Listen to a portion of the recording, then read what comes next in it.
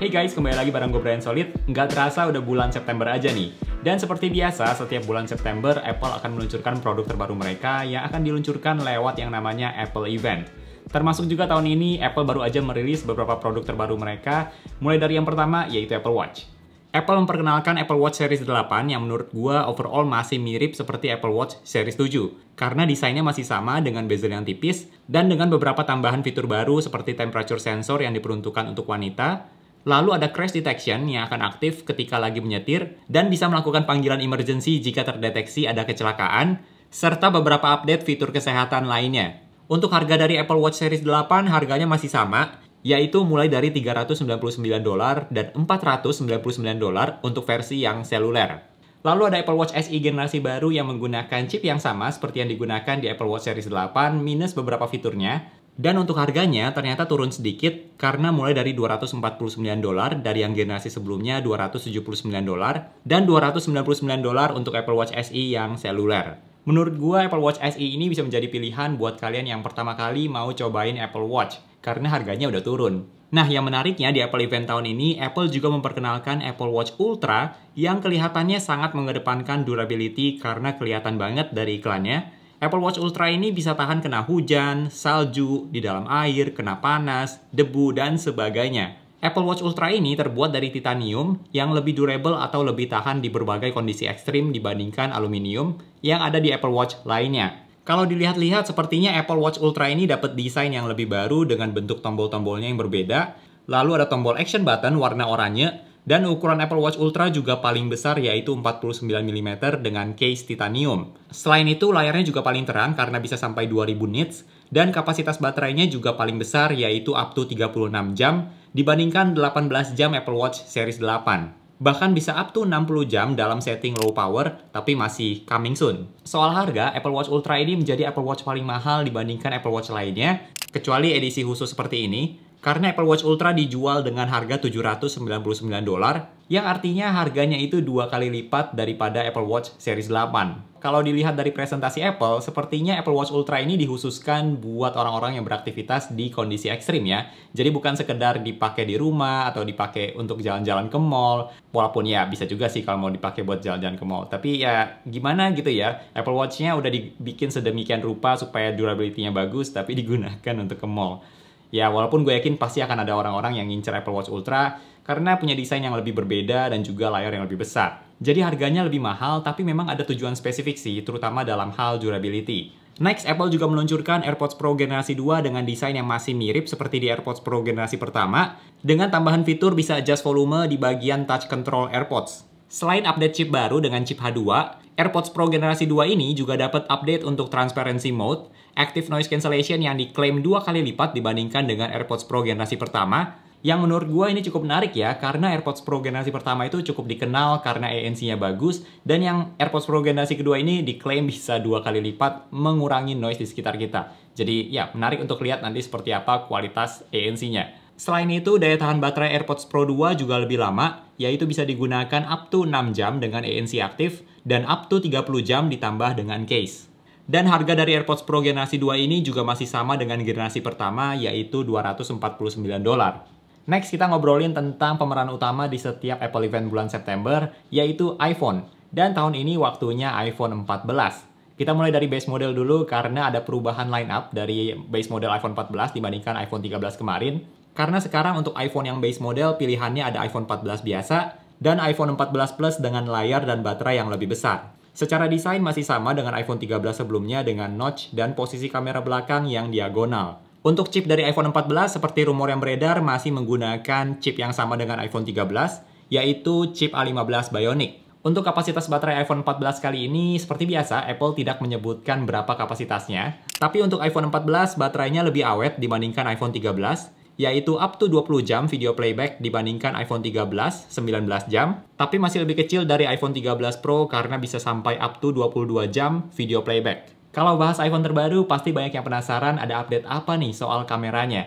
Dan menurut gua iPhone 14 kali ini kalau dilihat dari spesifikasinya, sepertinya lebih condong mirip ke arah kamera iPhone 13 Pro. Dengan ukuran sensor kamera yang sama, aperture kamera wide juga sama, yaitu f1.5, tapi untuk kamera ultra wide masih sama seperti di iPhone 13. Apple juga memperkenalkan Photonic Engine, yaitu bagian dari Image Processing Diffusion yang selama ini digunakan di iPhone, dan kali ini versi lebih upgrade-nya, terutama untuk meningkatkan kualitas foto low light, supaya warna dan detail foto tetap bagus. Lalu Apple juga memperkenalkan Action Mode untuk video, supaya footage yang direkam tetap stabil walaupun banyak movement, seperti yang dicontohkan sambil lari. Kalau dilihat dari contohnya, sepertinya oke juga ya fitur Action Mode ini, karena videonya tetap bisa stabil walaupun direkam sambil lari. Biasanya kalau rekam video sambil lari itu cukup menantang buat sebuah kamera supaya tetap stabil, tapi dengan adanya fitur Action Mode ini tampaknya bisa menstabilkan footage-nya dengan cukup baik. Tapi masih harus dites lagi sih di real life seberapa efektif fitur Action Mode ini bisa menstabilkan footage. Untuk Cinematic Mode sekarang juga bisa shoot dalam 4K dibandingkan di iPhone 13 yang Cinematic Mode-nya masih 1080p. Apple juga menambahkan beberapa fitur keamanan di iPhone 14 kali ini, yaitu crash detection seperti yang ada di Apple Watch, dan emergency SOS via satelit. Nah, kabar baiknya dari iPhone 14 ini adalah nggak ada kenaikan harga. Jadi iPhone 14 masih dijual mulai dari $799, kecuali untuk 14 Plus lebih mahal yaitu $899 karena versi baru dan lebih besar dari yang 14 biasa. Menurut gua di iPhone 14 kali ini banyak fitur yang masih mirip seperti di iPhone 13 kemarin, terutama iPhone 13 Pro, tapi banyak juga update fitur-fitur barunya. Jadi nggak seseram rumor iPhone 14 kemarin, kalau kalian ngikutin rumornya, itu ada yang bilang mirip banget sama iPhone 13, hampir semuanya masih mirip. Tapi untungnya ya, walaupun masih ada yang sama sih, tapi banyak juga yang baru. Dan bagusnya lagi harganya juga nggak naik. Semua lineup iPhone 14 sudah tidak support menggunakan SIM card fisik, jadi harus menggunakan eSIM kalau di US. Tapi masih belum jelas gimana untuk negara-negara lain, apakah Apple nanti akan buat dua versi, satu yang hanya untuk eSIM dan satu lagi yang bisa menggunakan SIM card fisik. Tapi masih belum jelas sih, belum ada keterangan lebih lanjut dari Apple. Oke, next kita bahas soal iPhone 14 Pro yang menurut gue menarik banget nih. Karena Apple sepertinya kasih gap yang lebih besar antara iPhone 14 biasa dan juga iPhone 14 Pro. Karena banyak fitur yang baru, tapi hanya untuk iPhone 14 Pro. So, langsung aja kita ke bagian tampilan desainnya yang berbeda banget, karena udah nggak menggunakan notch dan diganti dengan Dynamic Island. Jadi Dynamic Island ini memang konsepnya supaya notifikasi atau aktivitas aplikasi apapun yang muncul tidak akan mengganggu tampilan aplikasi yang sedang kalian gunakan. Mungkin contoh simpelnya ketika kalian lagi cas baterai iPhone kalian, nanti akan muncul animasi baterainya lagi dicas, dan itu biasanya animasinya akan menutupi satu layar iPhone kalian. Tapi dengan adanya Dynamic Island ini, nanti akan muncul di bagian atas layar iPhone kalian aja. Menurut gue ini merupakan inovasi yang bagus ya, tapi masih harus dites lagi di real life. Karena pas lihat di Apple Event, sepertinya kadang Dynamic Island ini bisa jadi lebih besar, yang akhirnya makan space layar lebih banyak, tapi kadang juga jadi lebih kecil. Jadi masih butuh tes lebih lanjut. Tapi ya menurut gue lebih baik sih dibandingkan notch yang nggak bisa diapa-apain, tapi Dynamic Island ini bisa interaktif juga. Apple juga memperkenalkan warna baru yaitu Space Black dan Deep Purple. Walaupun gue suka banget gadget warna hitam, tapi pas lihat warna Deep Purple ini menurut gue bagus banget loh. Dan gue yakin nanti warna Deep Purple ini pasti akan jadi rebutan sih. Untuk layar iPhone 14 Pro juga lebih cerah dengan Peak HDR Brightness 1600 nits yang ternyata selevel dengan Pro Display XDR dan Peak Outdoor Brightness 2000 nits. Masih soal display, iPhone 14 Pro juga dilengkapi dengan Always On Display. Bukan fitur yang baru sih di sebuah smartphone, tapi penerapan Always On Display di iPhone 14 Pro kali ini agak berbeda karena layarnya bisa mencapai refresh rate 1 Hz untuk menghemat baterai dan layarnya akan diredupkan sedikit dengan tetap mempertahankan warna skin tone. Soal performance, sepertinya Apple lebih fokus soal power efficiency karena yang berbeda hanya chipnya yaitu chip A16 Bionic. Dengan sisanya masih sama seperti di iPhone 13 Pro yaitu dengan RAM 6GB, 6 core CPU, 5 core GPU, dan 16 core Neural Engine. Kalau soal performa sih harus dites lebih lanjut lagi ya, tapi kalau di atas kertas itu yang berbeda hanya chipnya aja yang lebih baru. Untuk baterai iPhone 14 Pro juga ada peningkatan, walaupun enggak signifikan sih, hanya ekstra 1 jam video playback dibandingkan 13 Pro kalau dari websitenya Apple. Nah, update yang menurut gue cukup signifikan adalah kamera iPhone 14 Pro. Karena akhirnya, kamera iPhone 14 Pro sudah 48 megapiksel dari yang selama ini sudah bertahun-tahun 12 megapiksel. iPhone 14 Pro juga menggunakan sensor kamera yang jauh lebih besar dari iPhone 13 Pro, dan Apple juga menggunakan focal length baru untuk kamera wide, yaitu 24mm dari yang sebelumnya 26mm. Nah, buat teman-teman yang belum tahu, focal length 24mm itu sangat populer di kamera profesional, dan biasanya lensa yang punya focal length 24mm dan yang bagus, itu harganya sangat-sangat mahal. Apple juga memberikan fitur kamera baru yaitu 2x telephoto. Nah, 2 kali telephoto ini bukan berarti kameranya jadi 4 ya, tapi mengambil 12 megapiksel dari sensor kamera utama untuk membuat focal length 48mm. Lalu Apple juga menyebutkan update kamera lainnya seperti low light improvements, Shoot Pro RAW dalam 48 megapiksel, ProRes 4K 30 fps untuk iPhone 14 Pro dengan storage minimal 256 GB, dan menggunakan sensor Shift OIS generasi kedua. Kalau soal harga dari iPhone 14 Pro juga masih sama seperti di iPhone 13 Pro, yaitu mulai dari $999 untuk yang 14 Pro, dan $1.099 untuk yang 14 Pro Max. Sedikit pesan-pesan dari sponsor video kali ini yaitu Wondershare Recover It.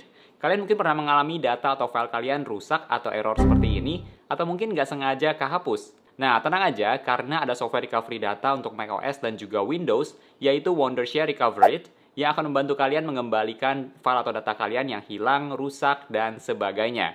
Ada lebih dari 1000 format file yang bisa diperbaiki, lebih dari 2000 storage device, lebih dari 500 skenario hilangnya data, seperti karena rusak, terhapus, virus, dan Wondershare Recover It ini punya tingkat keberhasilan 95%. Caranya juga gampang banget, kalian tinggal ke website Wondershare Recover It melalui link di deskripsi video, lalu pilih Try It Free untuk bisa scan device kalian dan preview file secara gratis. Nah, untuk recover data yang hilang, kalian tinggal pilih lokasi storage data yang hilang atau rusak untuk di-scan oleh Recover It, dan kalau sudah selesai di-scan, nanti akan muncul file apa saja yang hilang di storage tersebut. Pastikan teman-teman pilih lokasi penyimpanan file yang berbeda dengan lokasi ketika filenya hilang atau rusak, dan kalau sudah, kalian akan menemukan filenya sudah di-recover seperti semula. So, langsung aja klik link di deskripsi video untuk download Wondershare Recover It. Kalau dari Apple Event kali ini, sepertinya yang iPhone 14 Pro lebih menarik ya dibandingkan iPhone 14 biasa, karena dapat desain yang lebih baru, terus juga layarnya lebih cerah, dan kameranya juga dapat upgrade yang lebih signifikan.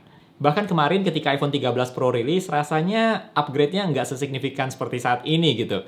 Kalau dulu tuh paling yang menurut gue cukup signifikan ya promotion display, terus sisanya ya tambah-tambah dikit lah, upgrade sedikit dari versi yang iPhone 12 Pro. Sedangkan untuk iPhone 14 Pro kali ini tampaknya banyak yang lebih baru dibandingkan dengan seri iPhone 13 Pro kemarin. Kalau menurut teman-teman gimana nih? iPhone 14 mana yang menjadi pilihan kalian? Atau mungkin fitur mana nih yang menjadi favorit kalian di seri iPhone 14 kali ini? Coba share di kolom komentar ya. Oke, gue rasa segitu aja untuk video kali ini tentang recap dari Apple Event September 2022 kemarin dan sharing beberapa pendapat gue tentang produk-produk yang baru aja rilis nih. So yeah, thank you buat teman-teman yang udah nonton sampai di detik ini. Kalau kalian suka dengan video ini, boleh banget untuk klik tombol like atau bisa juga dengan subscribe supaya kita bisa ketemu lagi di video-video yang selanjutnya. Bye!